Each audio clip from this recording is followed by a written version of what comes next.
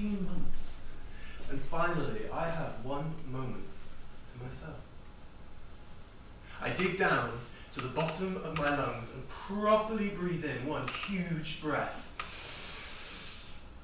I hold it for a moment. Everything around me becoming louder and brighter. The lurid colours of my bedroom walls burn my eyes, and the sound of dogs in the neighbouring streets hurt my ears. I exhale out loud and close my eyes. Perhaps it was that time stood still in that moment, and it was just me and my thoughts that kept plodding on forward. Perhaps. That was it. That was the moment I reached absolute clarity. In Buddhism, they call it epiphany, or nirvana, a state of enlightenment, of peace, of knowing everything is okay and nothing will ever be gloomy again. Except I didn't quite know that. The state I had reached was of certainty in myself, of who I was. Now, I'm not a clairvoyant or a mystic Meg. I can't tell the future with a crystal ball or tarot cards. I'd call myself a pessimist, but even that's optimistic. But even I don't know what will come next for me now. But in that moment, that joyful, peaceful, fleeting moment, I was whole.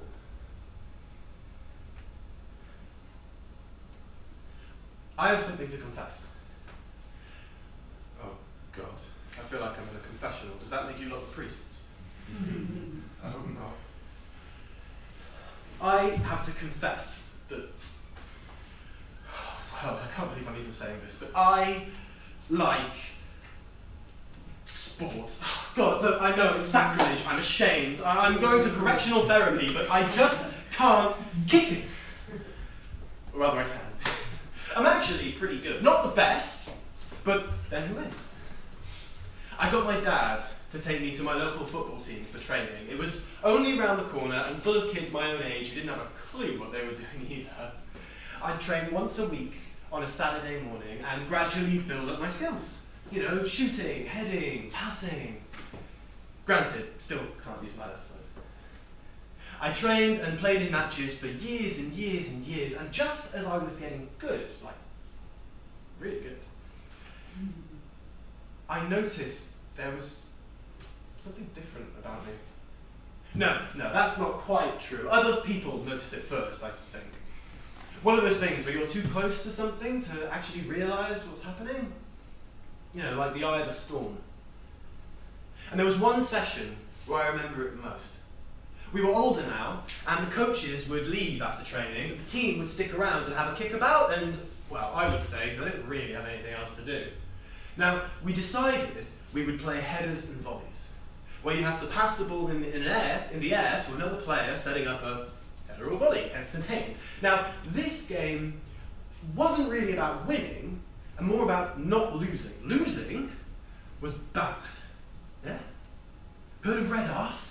One of them would say, with a smirk. Target acquired, he must have thought. Now, I thought red arse was what happened when the parents who hadn't accepted the rules about smacking kids went too far. But it turns out, red arse meant you had to stand on the goal line with your back to the team who were taking shots at you from close range. Now, you're thinking this is pretty funny, right? We all like a bit of schadenfreude in the morning, you know, people falling down escalators, skateboarding tricks gone wrong. But this was brutal, right? And it hurt a lot. But naturally, you agree to do it and you're locked into the game. It's not your ball, so you can't even threaten to go home. And if you did, you'd then face the punishment you'd be getting the following week. Now, the strange thing about me was that all the other boys could take it. Could take the pain, or the punishment, or embarrassment. And I couldn't take the jokes that weren't funny. I was sensitive. I didn't know why. Definitely didn't want to be. Back then, I wanted to be one of the lads. Not anymore. I played football for years after that. And as we got older, some of that shit got better. Some of it didn't. They got bigger, tougher, could throw a punch. That's what I thought was going to happen to me when one of the boys said, "You come into mine for food and that." Now, that could have been a question, but there was something about his tone that told me it wasn't. Anyway, we get back to his, and the house is empty. There's no one there except for a decrepit Jack Russell curled up in an old shoebox by the front door called Ricky. Oh, he's just old, he tells me, like that's meant to reassure me. Before I've even got my bearings, I'm handed a controller and I'm virtually holding an AK-47, jumping off buildings in the south of France and driving a Cadillac Eldorado around the streets of San Antonio. We played this for what feels like 3 weeks. And I'm consistently coming last in the rankings. I mean, the only thing I do of any significance is accidentally picking up a prostitute and driving her around town. Now, this was a new experience for me, and granted, I didn't really see the appeal, but it got a smug nod of approval from him, as if even in the virtual world I was punching. It was starting to seem like he lived in GTA and the real world was just a dream. Although, to be fair, I feel like that sometimes, don't you? Like, this hot mess of a world that we live in is someone's Sim City simulation gone horribly wrong. You know, they've given us the forest fires, the floods, the global pandemic. Well, what's next? Nuclear abomination? He presses pause on the video game, and the menu music is making it sound like we're in a B-list movie. Or the intro to a porno. He looks uncomfortable. Now, turn the music off, you stupid idiot, I think. It's actually starting to make me feel quite queasy, and I've got a stomach for bad music. My dad likes you too. He turns to me, and the steel face has momentarily worn away. So, what do you want to do now, then? Go home, I think, first, then play football, then an overwhelming urge to shoot up virtual Detroit, just to remove myself from this silence swelling up inside of me, and then I noticed something else. He's looking at me differently, like really differently, and I'm trying to remember where I've seen that look before, and then it hit me. I'd seen that look on the face of the other boys when they were talking to girls, and not just any girls, but the girls they thought were attractive. Now, before I could think of anything else, I pictured the faces of the girls staring back. You know, sometimes like a dry smile to hide the uncomfortableness, and other times like a deer caught in the headlights. If I had a mirror then, I knew which one I would see. He leans in, and fuck! Shit, man, that's a guy. Like a dude. A brother from another man, a boring heterosexual who likes beer and boobs and football. Huh. Oh. God, he's going to kiss me, isn't he?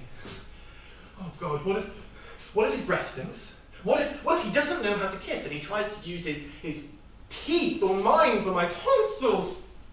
Wait a minute, why is it in this moment, this strange, bizarre, slightly uncomfortable moment, is my first thought not, but he's a guy.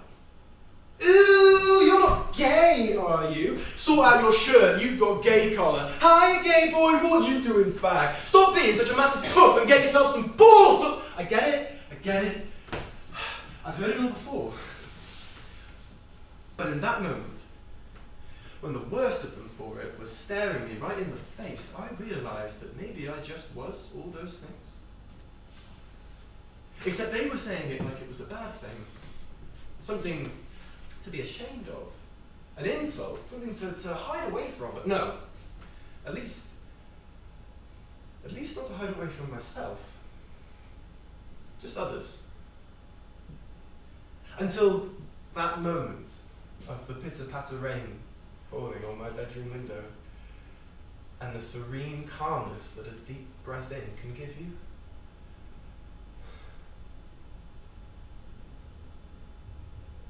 I kissed him gently on the lips. No tongue. Tongues still disgust me a bit if you think about it. They're like a germ-covered piece of skin taking a deep dive into your throat. We pulled away and, yeah, I had noticed there was a bit of excitement going on below the boat. I tried to hide it as you do. You want to. I don't want to tell you whether or not we did anything else after that. Or if it happened again. And again. And again. I mean, no one can be that stupid or naive, can they? No, exactly.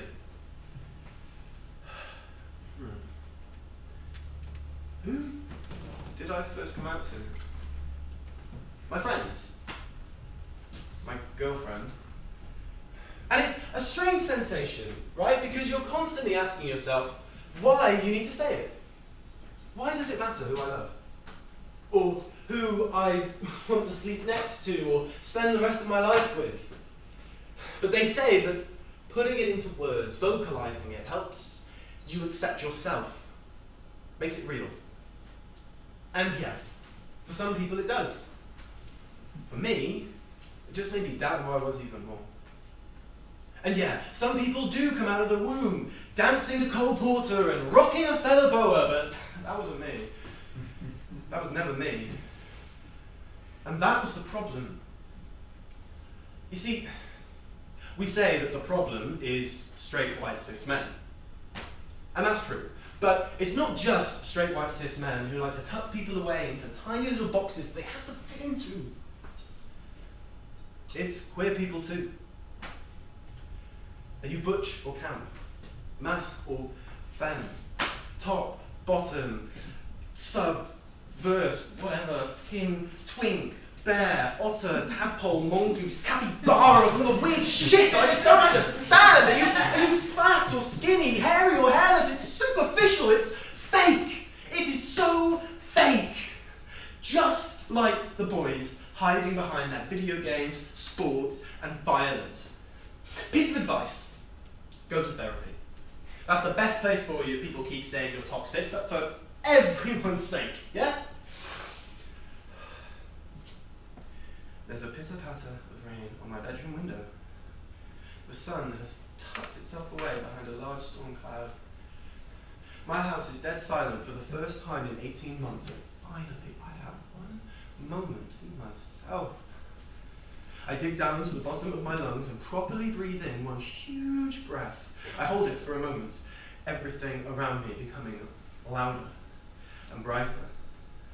The lurid colours of my bedroom wall burn my eyes, and the sound of dogs in the neighbouring streets hurt my ears. I exhale out loud and close my eyes. Perhaps it was that time stood still in that moment, and it was just me and my thoughts that kept plodding on forward. Perhaps I don't need to know. I don't need the answers to everything. Perhaps there's a world where that's possible. Perhaps we can make a world where that's possible.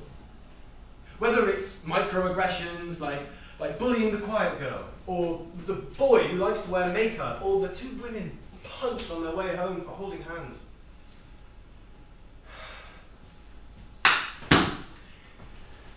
In Iran, Brunei, Somalia, Mauritania, Nigeria, Saudi Arabia, Pakistan, the UAE, Sudan, or Qatar, being homosexual is illegal. It's not recognized. It's inhumane. In those countries, if you even think gay, you're not one of us. As if queer people don't have enough to worry about every second of their lives. I bring this up because,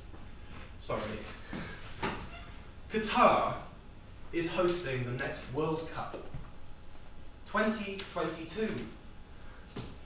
A whole generation of people will witness a masterclass in sporting excellence in a culture different to their own. Now, there is absolutely nothing wrong with cultural differences. But a major tournament taking place in a country where they can't exist, where I can't be seen. Now, I'm not an activist or a protester. As I say, I'm a pessimist, and I know that's not going to change. I mean, we're no better here. Hopefully England win the next one and we won't have to go through all that shit again. But God, if I have learned anything, it's that it is time to shout louder, to stand up for the people that we love regardless of who they love, to challenge people who abuse and spread hate, to love our fellow human beings simply for being. I am so tired of the anger. It's worn me down. There should never be another child like me. Never again.